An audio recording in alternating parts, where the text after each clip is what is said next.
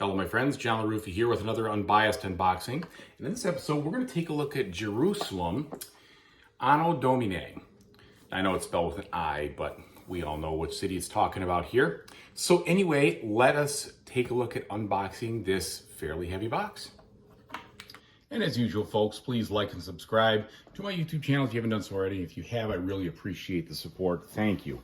So looking at the back of the box, I like the fact that I can see both the player boards and the game boards here, so that's very nice.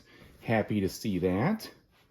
The descriptions are pretty good. Kind of gives you a little bit of an intrigue there on what the game's about. And you know, so let me address the theme here. I'm a Catholic, so I have no problems at all with a Christian theme done correctly. And this one, all that I've read about it and all that I can see, it takes the subject matter in very good, respectful reverence. It's not a preachy game.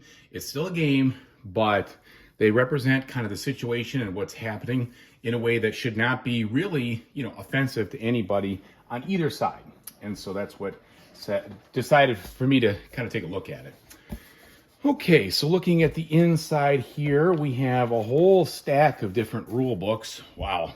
So for all sorts of different languages. So we're going to go ahead and get the English one. Here we go. Rule book. So we'll start there. And I have not read the rules yet, so I'm not exactly sure what we're getting into here in this regard. And I apologize for the shadow of the camera there. Let's see if I can do something about that. So here we've got the setup. Looks like it describes the components well. More setting up the game. All right, then the playing of the game here. The different actions with good examples, which is good. I appreciate that. All right, so we got our player board, some cards.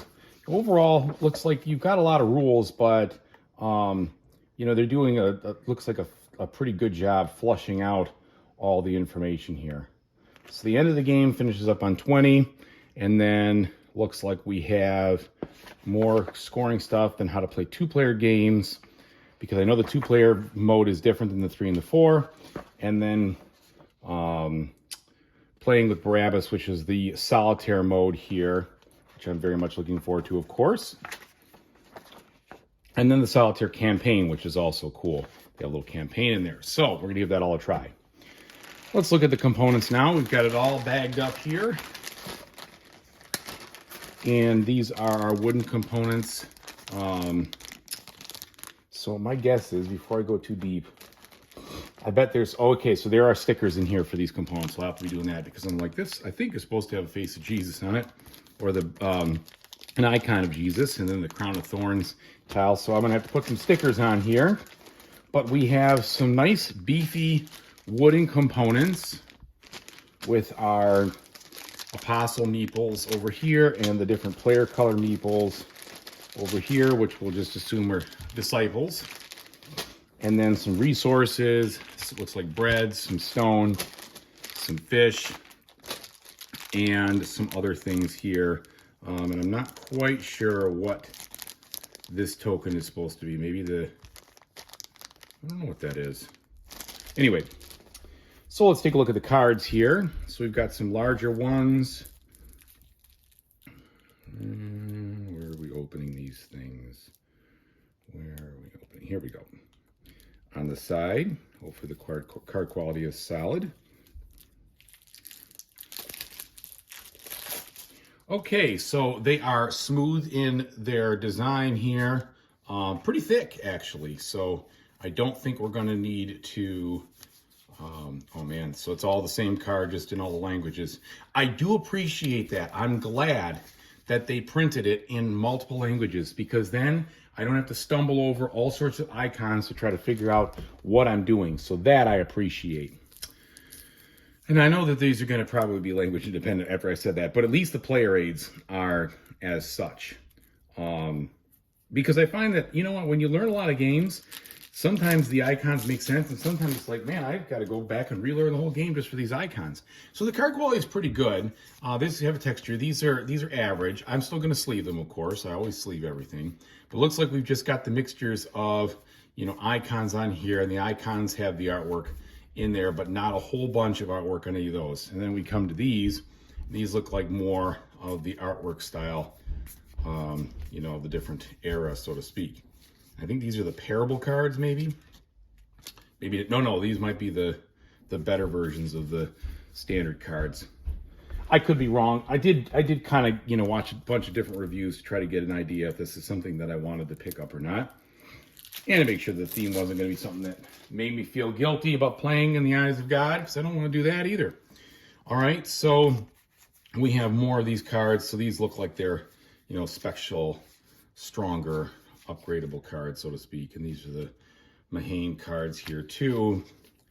And so there we go. Lots of different cards, all pretty good quality there.